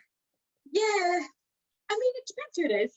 There's women who don't like using it. It's fair enough. If you don't like social media, don't use it, Yeah. But if you are the person who uses it a lot, why not try using it for good? Yeah. Simple, effective, do something good with your day. I think if you're not going to use social media as a voice for your opinions, use your voice. Use your voice. And it doesn't have to be a loud voice shouting at people or like broadcasting it. Use your voice to talk to people. That is voicing your opinion. That is communicating with other people. That's what you think. You don't always have to plaster it on a billboard or like feel like you're doing that sort of thing. It just has to be a conversation, really. You have to go perch yourself up outside Belfast City Hall with a microphone and tell everyone your opinion. You can text your friend and be like, so what do you think of this? What can I do to help? Hope you're all right. Just something really basic. Yeah. Let them know that you're on their side. That's such a basic thing, because I think a lot of us felt like we were, what's the word, like being pitted against? I don't know. It just felt like there was such a force against us because the men that we thought were going to speak out for us didn't, for X, Y, Z reason, whatever it is, fear, misogyny, whatever you want. Yeah. I guess like this is, I know you talked about there about like the protests and things. Do you feel like, this is off topic again, my mind wanders sometimes, do you feel like COVID is the perfect excuse for a lot of like big powers to suppress people's voices in terms of protests and things like that? Because that has been massive at the minute. Very topical. Yeah. I think, I don't know, you probably saw the pictures as well from what happened in London. Yeah. With the Met Police. I'm not into PR, but what a PR disaster. One of your own has killed a woman. So what are you going to do? You're going to beat some women up in a park, right? Meanwhile, a few days earlier, Rangers fans got a police escort. There's this massive double standard here. And I think you would still experience that, COVID or not. I think people are used to COVID, be like, should be meeting together, COVID, But what we saw, what's going through Parliament at the minute is this bill to make protesting harder. COVID or not, the establishment don't like people telling them otherwise, and they don't like people getting encouraged, because you might see a protest and think, you know what, I think they might have a point, and they don't want that, Yeah. Like, I just think COVID as itself has just been like, it almost has been the perfect excuse for a lot of things, because even today, or even yesterday on St. Patrick's Day, they had out a thing saying they're going to increase their police force throughout the Holy Lands and in like hotspot areas. And to me, that is, it is sectarianism on its basic form. You're targeting a specific group on their day, on their moment in these areas. And who knows, next year they might do the same when there's no COVID. Yeah, like you can't use COVID to I don't know, to pass what you want. Now, does this mean I'm a COVID idiot? No, I am an absolute COVID icon. I've had COVID. My mom's had it twice. My sister's double vaccinated. You know, I'm the social distancing queen. You know. Yeah. But even I saw through this. You know, even me, who's like, people should be meeting each other, saw through this and knew that COVID was being, you know, an excuse to pass this legislation. And if you look at the protests, and it was the same with Black Lives Matter, at the Custom House Square, it was all like social distance, what you call it, social media distance. Everyone had masks on, you know, people were being as safe as they can, because at the end of the day, you have to be on the right side of history, right? That's something I've always said. And if you want to show opposition to something, you know, go show it, right? I know COVID's not ideal, but, you know, in 20, 30 years from now, you want to look back and say, you know what, I did my bit. Whether that is going to a protest or whether that is doing it online, you know? No, definitely. And I just think, like, this country has a long way to go in terms of all that, without doubt. Like, obviously the history and stuff is very scarring for a lot of people. But I just also think that, like, while there is that side of it, I do find policing is a very difficult job, and people that go and do it have an incredibly tough job, and there's no getting away from that. But I was listening to a thing from, who was it? I think it was Chris Rock, who's a stand-up comedian. Plays the voice of Marty from Madagascar, the zebra, for a reference. Yeah, exactly. But he was saying, when the Black Lives Matter movement started, he goes, this is being described as like the policing job is very difficult, but you get a few bad eggs, right? And he says, you just can't afford to have a few bad eggs in some roles. He goes, how come you never see pilots? And they go, I crashed the plane because he was a bad egg. They don't fall through in that category. No, you can't have that excuse. You know, you wouldn't say, we've got some fantastic nurses, but some of them are a few bad eggs. You know, those few bad eggs can cost people's lives. You know, a bad egg pilot can cost people's lives. And what we've seen is bad egg police cost people's lives. You know, that's the message we're getting, not just here, but in America, wherever you are. Police brutality is a massive issue. You know, and increasing police powers while this is all going on, this is scary. And again, as you've said, people are using COVID. You know, whenever this, you know, for example, the civil rights movement was going on in the 60s in the States, people were still suppressing them in the same way they are now, COVID or not, you know. Yeah, I think there's a way to do it, because I've seen the defund the police movement and stuff like that, which I'm not entirely behind. I think the worst thing you could do is defund them. Yes, giving them more power is damaging potentially, but giving them more funding to educate and improve. Yeah, there needs to be a major reform. You know? Yeah, definitely. The police. People are always going to need the police, right? Yep. If someone broke into my flat tonight, I need to be able to call someone. You know, you're always going to need some sort of force. But whenever your force is taking advantage of its power, is it really going to increase their powers? You know, I don't think so. You know, unless it's reformed. Yeah, exactly. I guess we'll go on to our last. We'll do one more question. Okay, so the last one we'll do is, I guess, we've really have covered a lot of these. We actually did a good job covering a lot of these questions people had. I think we knew the vibe people had with this before we even started. But I guess the last one is, like, there will always be bad people out there. I said basically we summed it up there now, but just on the last comment, I'm like, there will always be bad people out there, and if we bring it back to maybe not all men, and there will always be bad people out there again.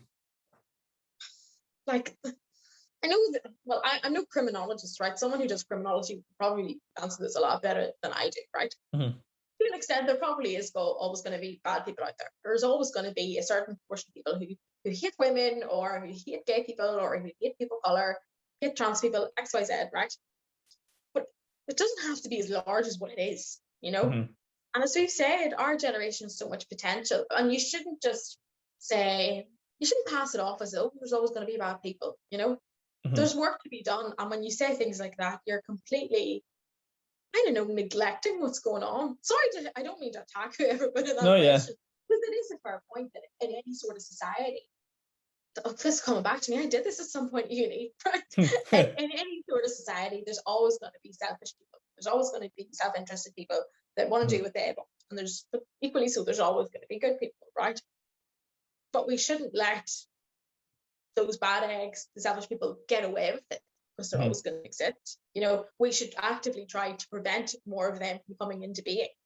Yeah, I think the point is like you're always going to have extremists, no matter what it is or the topic or how terrible Oh the yeah, act can be.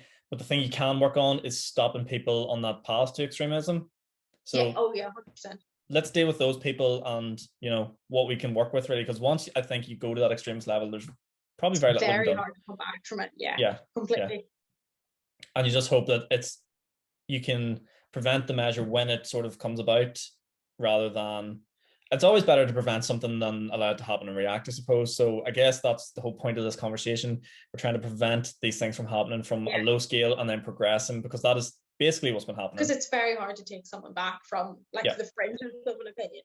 You Mhm. know, you're not going to change someone. You know, as much as I would love to, I don't know, sit down with a really misogynistic person and say, you know, you shouldn't treat me any differently because I'm a different gender to you, right? Mhm. They're not going to listen, right? But you can at least work on someone teetering on the edge of it, or Yeah. someone who's apathetic at least, you know, Mhm. and say, don't think about spending that way. Not a good way to go, you know? Yeah, exactly. And it doesn't always, not everyone's conscious that they're doing it. That's the worry. That's sort of the worrying part. So it's sort of Yeah. whenever these conversations do come out, or these social media like campaigns do come out, now is the time to ask yourself the question, and now is the time to sort of self-reflect and decide, can I do better? Have I done this in the past? And where is it I can improve on? Because let's be honest, everyone can improve. I can improve, you can improve, everyone listening to this can Yeah. improve. Nobody's perfect. You know, we all have things that we're not 100% on. You know, Mhm. there's always, you know, stuff to learn. You know, like I'm a white person, you know, there's so much more that I need to learn about racism. You know, Mhm. I'm a straight person. There's so much more that I need to learn about, you know, being gay. You know, Mhm. I'm cisgender. You know, I do not understand what it's like to be a trans person, but I should at least try and learn and educate myself on it. You know, I'll never be 100%, but I can at least try. Yeah. And I think that's the point. Everyone sort of, if you've been listening to it and you've made this far, fair play to start with. Congratulations, there'll be some t-shirts out in the post. But I just think, like, just to sort of sum it up, like I said before I came on talking to you here tonight, that like, look, there's probably some things that we might clash on or disagree on, and I think we did a good job of not really butting heads. But that hasn't been me holding back. I did have this thought in my head, being like, I will need to tiptoe or be cautious. And to be brutally honest, I mean, that has not been the case at all. I've sort of said everything that I feel and how like I perceive the situation to be at the minute, which thankfully didn't really clash. But if it does clash, it's not always a bad thing. No, it's not about things, and you need to be able to clash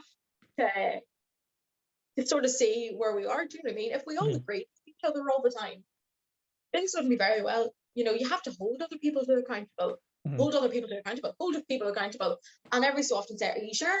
Do you think that's the right way to go?" Yeah. You know, and as you say, you know, I about tiptoeing. You know, I've got to the stage where I'm so comfortable in my feminism that, you know, I don't care what gets thrown at me. You know, Yeah. I'll answer it all because I feel so strongly about it. You Mhm. know, it's such a strong conviction that it doesn't really matter what gets said. You can say not all men, you can say all lives matter. Come at me, you know, because Yeah. I don't care. Yeah, no, exactly. It's honestly, it is great to have a conversation with someone like that, because you can just throw your opinion out there and say what you have to say without knowing that. Because my biggest fear about having yourself on, or someone that like classifies himself as a feminist on that, I was just going to sit here and they were going to go down me the whole time, be like, you're awful and terrible and all these No. things. But I feel like it has been a really good back and forth. And the other thing I sort of wanted to say to people is, if you don't know about something, like I didn't know everything before coming on here, and I never admit that I will know everything about anything. But I've said quite naive about the situation that's going on at the minute and how we need to educate ourselves and stuff.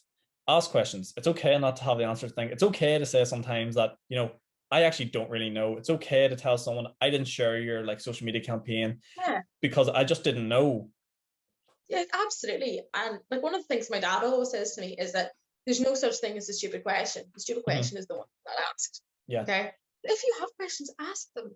Mhm. You know, you're not going to learn anything if you don't. And what you said about you were scared about people, like someone like me, like hanging on and be like, in a conversation.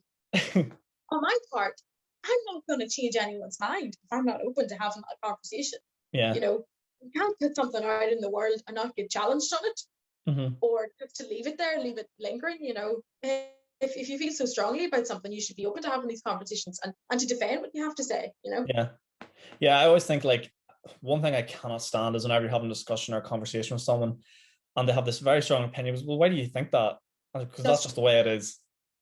It's not just what it is. It doesn't have to be. Yeah. Like my sister, when she was younger, her worst habit was said, you'd ask her a question, she'd be like, just like, just is not an answer. Yeah. Yeah, you almost need to have, and we're not getting into like psychology, you need to understand what your opinion's been based on, because as we said earlier, the media and digital media especially can influence you massively without even realizing it's happening. Yeah, it's such a subconscious thing, Every so often you have to ask yourself, even if you think you're right, you have to ask yourself, why do I think this? For example, why do I feel so strongly about this? Because I'm one of the 97% who's been sexually harassed, especially on my year abroad in France. Awful place to be a woman. Don't recommend, right? And I feel so strongly about it because I know I shouldn't be treated any differently because I have different parts to you, or I have more estrogen than you, Yeah, that's actually interesting what you said about France. I always pictured France as a very feminist, strong women country. Great. The men are obviously, or obviously the women are obviously the men are just even worse. Oh my God. So I had the same perception as you, and I've studied French for 10 years, and I've been to France on my holidays, and you think of France as being the country of equality, and to be fair, legally, France's laws are very pro-feminist, they legalized abortion back in the 60s, they legalized the pill back in the 60s, they even have a law against harassment and catcalling and wolf whistling, right? And you look at all that and you think, God, that's really progressive. France must be a fantastic place to be a woman. Oh my God, I have never been harassed so many times in my year abroad. I swear to you, I feel so much more sometimes as a woman in Belfast than I did in France. There was one time, my friend and I were out in Paris, and we got harassed 3 times on the way home. We were sort of cornered by men outside the nightclub.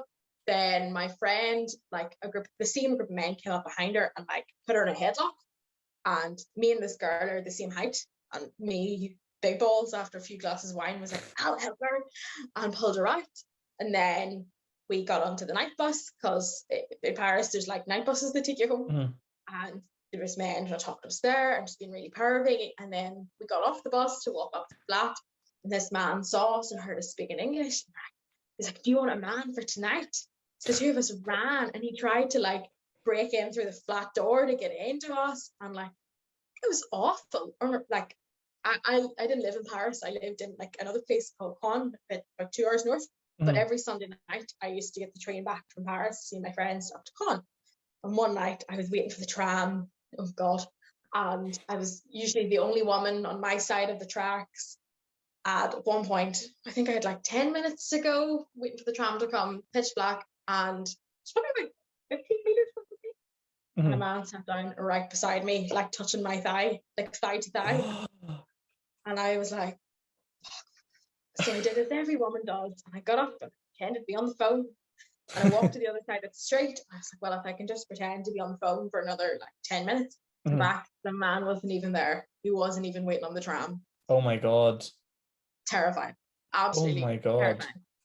That's so shocking. So many times in France, and I'm not saying that here is good, because here is not good. No. But I think whenever I came back from France, I was like, holy fuck, this is bad, I don't know if it's just the alliteration that's fooled me, but I just think French feminism, it all sort of it all is synonymous with each other. Oh yeah, even you can't even see. I wanted to have my nice wall behind me, because I have lots of lovely French feminist quotes over there. There's some fantastic French feminists, like Simone de Beauvoir is the face of feminism, or Simone Veil was a really liberal politician, and you would think that the country of equality, equality, but to be a woman in France is quite challenging. And I suppose in my article I probably misled people because I chose the French version of Me Too. But the reason why they have such a strong slogan is because there's such a massive problem of harassment in France. Yeah, I suppose that makes more sense. The reason they're so vocal about it, because it's so terrible. You always just think, oh, they're all a really good, strong community over there. No, oh my God, it's awful. In France, men are still men and women are very much still women, Yeah, I guess it's obviously a global issue, and as you said, even places where it seems safe, like New Zealand and stuff like that, it still exists. And it doesn't matter where you go, you go to holidays anywhere. be it in Europe, be it abroad, and you're going to find this problem, you know, whether it be on the street or deeply ingrained into society, you know. Yeah. So I guess if we want to wrap it up, because I think we should wrap it up in a nice bow for people, I suppose this is a message for men, really, is what this is all about. This is a message for men. It's not an attack on men. I actually feel uplifted having this conversation. I truly, honestly do. So like, thank you so much for your time, Emma. Like, and educating me, because I feel like I just sometimes be a wee bit thick and need things explained to me. Okay. We are all a bit thick. Yeah. So sometimes you just need to sit down and go like, tell me more about this. And I guess like, yeah, I said earlier, like having a podcast makes it easier to get these questions out there, but hopefully people that have been listening have been able to pick up and be able to relate, because I feel like I've asked questions that maybe a lot of men have had and try to get that perspective through. Maybe missed out on the like extremism man side, really, really macho side of it. But to be honest with you, as we said earlier, it's sort of, yeah. We don't want her. Yeah, we're not going to, you're a lost cause, sorry. I don't like saying that about anybody, but you guys are. Yeah. But I guess like, even in like a situation, let's just give men a bit of advice. For example, you're sitting there, you're at the train station alone, as you were in France. Sit beside me. Please don't sit beside me. But on the flip side of that, would you like a man? You know? On the flip side of that, would you like a man, like say you've someone really friendly and they knew how to come across a non-threatening way, would you like them to stand and talk to you for protection? Would that make you feel better? Or would you just like a society as a whole just to like know better? It's a good question. Like, I think in that situation, I would have probably felt even more creeped out if one man was sitting beside me and another man came over to talk to me. You know, I think I would have just crumbled then. But generally, like, it would be great to see more men, you know, recognizing when women are in uncomfortable situations. And, you know, it's hard to spot the signs of it, but generally speaking, if you can see a girl who's talking to a man and she looks like, you know, she looks really uncomfortable, you know, it doesn't do any harm to go over and ask, are you all right? You know? Yeah, I suppose a good way probably to go about it is, if you see a girl out and she is on her own or whatever, or she's standing there, think about protecting that girl. Instead of trying to hit her or objectifying her, think about protecting her. And that doesn't mean, you know, stare from a distance or go and approach them and have a conversation. But think if some fella gets too close to them, you know, like think do about helpful practical things. That was your sister, you know, and you saw your sister in that situation. How would you, you know, I think you can read the room. Now, obviously, what has come out of this is that there are people who can't see the room to begin with. Right? But read the room. You can generally tell by looking at people if someone feels uncomfortable, you know. And think about it, you know, would you be okay going home knowing that something could have happened to her, or that you could have done something, you know? I hate to be like, think worst case scenario, but like, you know, worst case in an emergency, you know, when all women are being sexually harassed, this isn't the time to sit about, you know. We have to ask ourselves, what can we do, you know? Yeah, and I think the benefit this conversation will have, and especially I'm only talking from my perspective here, it'll help me to identify that this is a thing, because before I don't even think I would have noticed if a girl was standing on her own.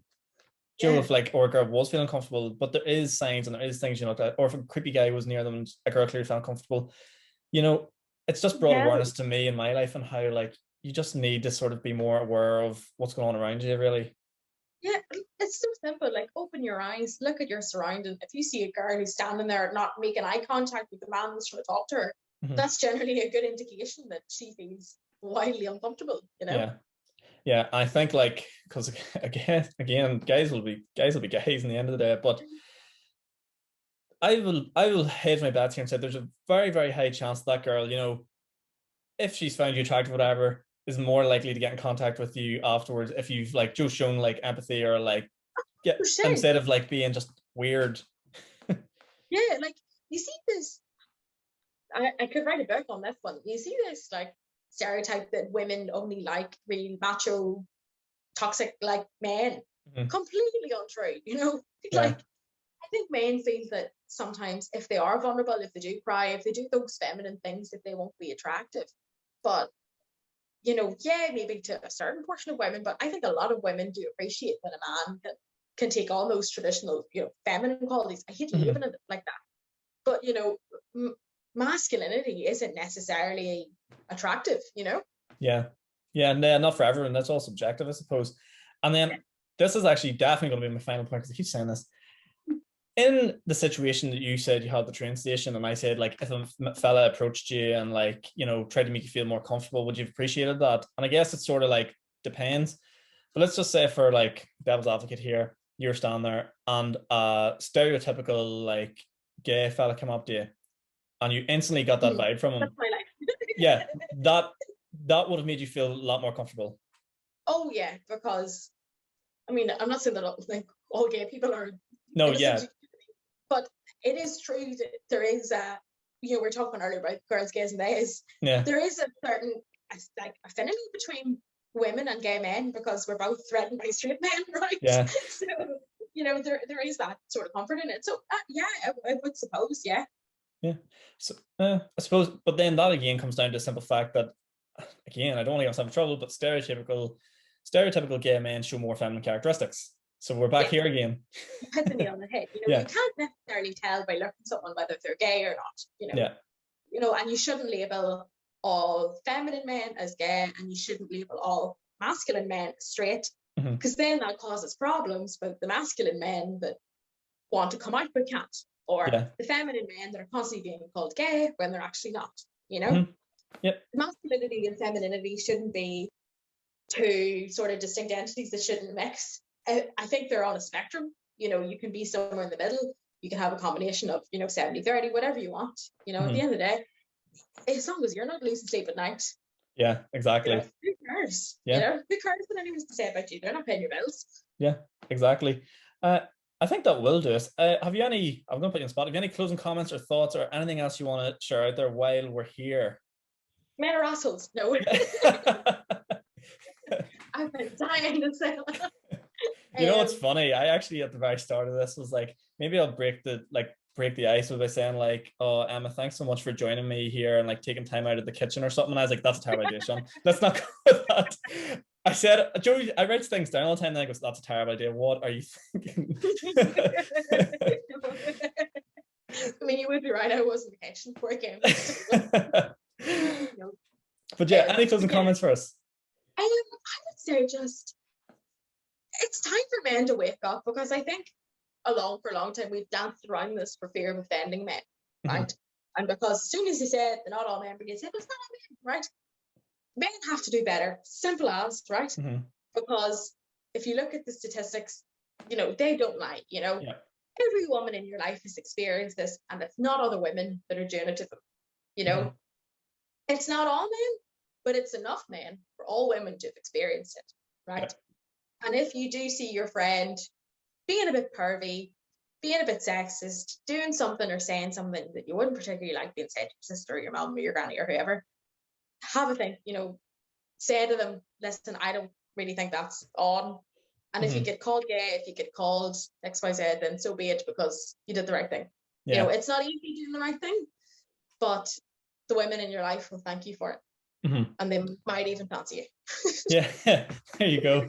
And I think, like, just closing comments for myself as well, like, it really is just about relating everything, sort of like, how do you like your sister treated, how do you like your mother treated, like, that is really what comes down for men. I think for long enough we have sat here and we have pretended, realistically we pretend, because we know what goes on. You mentioned earlier about men's group chats and the Paddy Jackson thing, and I'm not saying every group chat looks as horrific as that, but I can guarantee you, again, 90% of male group chats, maybe not that vulgar, but they're not a pretty sight. Wouldn't want to see them. Yeah, you really don't. And that is, I'm not saying, I'm not going to pretend like don't have a laugh or joke, because there is always time and place for a joke.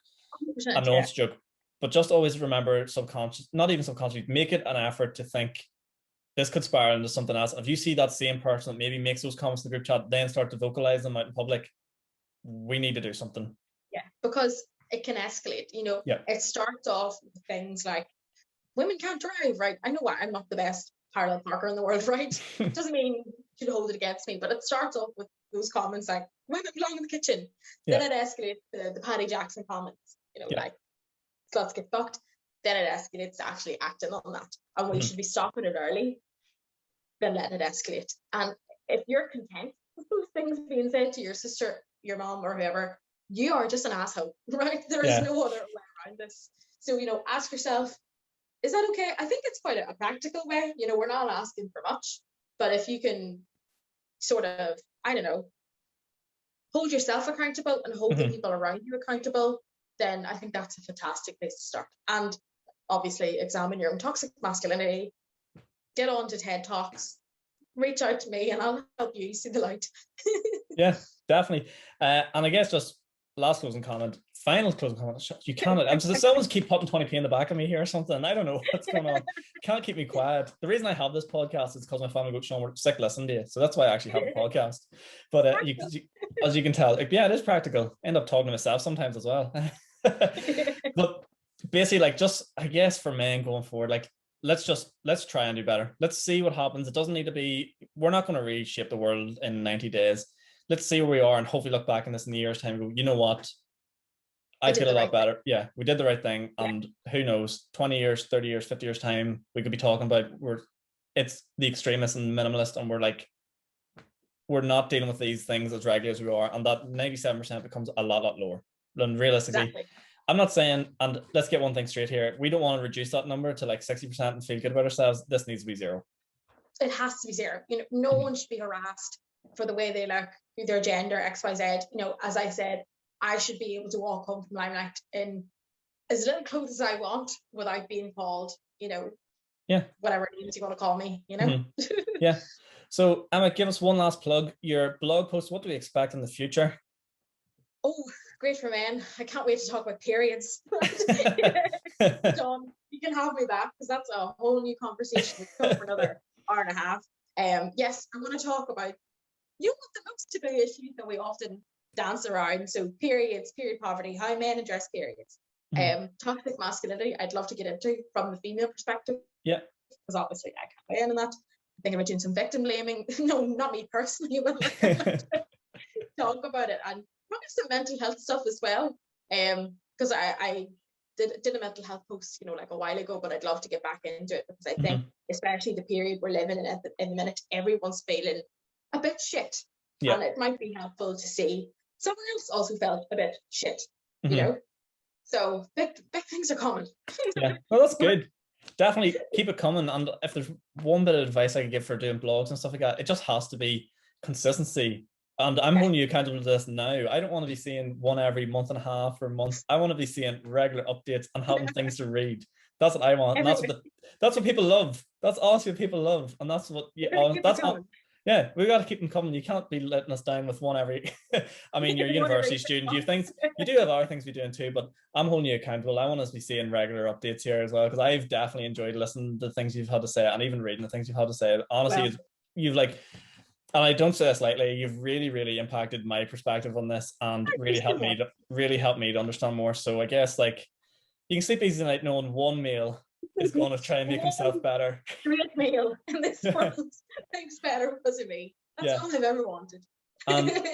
In terms of other guys listening to this, if you feel like I haven't got like, you know, that hardcore opinion through, that's up for you to decide. I mean, we can work better and we can try to be better people and be open-minded. And I think that's something we all need to consciously do. So I guess that's all I have to say. I'm running out. I'm on my last 5p here. So start with the claps that we said. Yeah. I'm going to sleep well myself tonight. But yeah, thank you very much, Em, for coming on. Honestly, like, I can't put into words how much I've appreciated having this conversation, how much better I feel about having it, because I was a wee bit worried at the start, but honestly, you've really, really helped me out here, and I'm sure you've helped a lot of people as well. Thank you so much, Sean, and thank you for letting me come on, because I, like you, do talk to myself an awful lot, and I've been itching to say all this stuff for about 22 years now. So thank you, and I'll happily come back to talk about periods and all those other womanly issues that we need to address. And even if there's other women that are out there, listen to this as well, because don't be afraid to reach out to me. I will not bite. Hopefully you've learned from this. My podcast is a platform for absolutely anybody and everybody to come on and have a conversation with. I will literally talk to a wall. So yeah. And why not? Yeah, exactly. So yeah, Emma, thank you again so much for coming on. If you have enjoyed this episode of Smac Talk, please leave a like. Let us know what you thought. Comment, subscribe, do all those lovely things. And I will see you all again in the next one. Thanks, Emma. Thank you, Sean.